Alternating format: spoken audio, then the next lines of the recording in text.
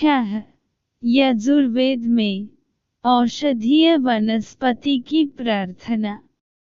यजुर्वेद में औषधीय वनस्पति की प्रार्थना। प्राचीन वैदिक ग्रंथ यजुर्वेद में औषधीय वनस्पतियों की प्रार्थना संबंधी मंत्र दिए गए हैं। इनमें से 2 मंत्र संख्या 100 एवं 101 इस प्रकार हैं। दीर्घयुस्त औषधे खनित यस्मे चत्वा खनाम्यहम् अथो त्वं दीर्घयुर्भूत्वा शतवर्ष विरोहतात। शुक्ल यजुर्वेद संहिता अध्याय 12 मंत्र 100। दीर्घयुक्त औषधे खनित यस्मे चत्वा खनमि अहम् अथो त्वं दीर्घयुः भूत्वा शतवर्ष विरोहतात।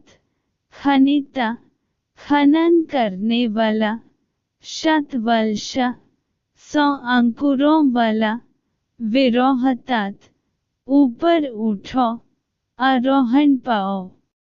है औषधि, है वनस्पति, तुम्हारा खनन खोदने का कार्य करने वाला मैं दीर्घयु रहूं।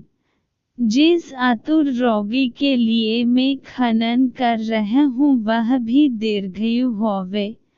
तुम स्वयं दीर्घयु एवं 100 अंकुरों वाला होते हुए ऊपर उठो, वृद्धि प्राप्त करो। त्वमुत्तमस्य औषधे तव वृक्ष उपस्थयः उपस्थिरस्तु सोऽस्माकं यो अस्मदो भिदसति। शुक्ल यजुर्वेद संहिता अध्याय 12 मंत्र 101। त्वम् उत्तम असि औषधे तव वृक्ष उपस्थयः उपस्थिः अस्तु सः अस्मकं यो अस्मन् अभिदसति। उपस्थयः उपकार हेतु स्थित बहुवचन, उपस्थिः उपकार हेतु स्थित एकवचन। अभिदसति हानि पहुँचत है औषधि, तुम उत्तम हो, उपकारी हो। तुम्हारे सन्निकट लता, गुल्म, झड़ी, वृक्ष आदि अन्य वनस्पतियां तुम्हारा उपकार करने वाले होवे, अर्थात तुम्हारी वृद्धि में सहायक होवे।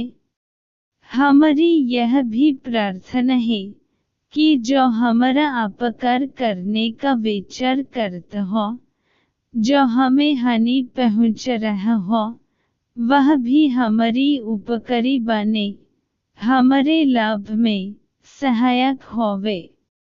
इन मंत्रों के निहितार्थ से ऐसा प्रतीत होता है कि वैदिक ऋषिवृंद वनस्पतियों के औषधीय गुणों से परिचित थे और वे मन में प्रार्थना तथा कृतज्ञता का भाव लिए हुए ही वनस्पतियों को प्रयोग में लेते थे।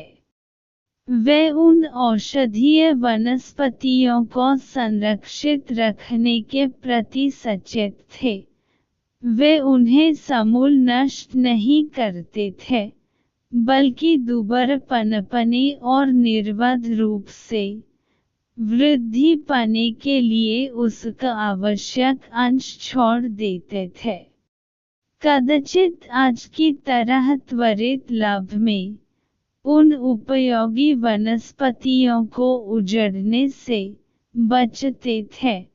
वे ऋषिगण कदाचित यह भी जानते थे कि वे वनस्पतियां एक दूसरे का पोषण भी करती हैं। यह तो आज के वनस्पति विज्ञानी भी मानते हैं कि मोनोकल्चर बहुत दीर्घकाल में लाभदायक सिद्ध होता है। मोनोकल्चर यानी एक ही प्रजाति की वनस्पतियों को किसी भूखंड पर उगना। कई वनस्पतियां एक दूसरे के सानिध्य में ही ठीक से पनप पाती हैं, इन औषधियों का सेवन मानसिक स्वास्थ्य के लिए भी उपयोगी माना जाता था। इसलिए ऋषिजन प्रार्थना करते थे कि इनके प्रभाव से जो हमसे द्वेष रखत हो उसकी भी मति बदल जाए और वह भी हमारे प्रति हित की भावना रखने लगे। एक स्वस्थ तथा सभ्य समाज के निर्माण में परस्पर उपकार की भावना का होना आवश्यक है।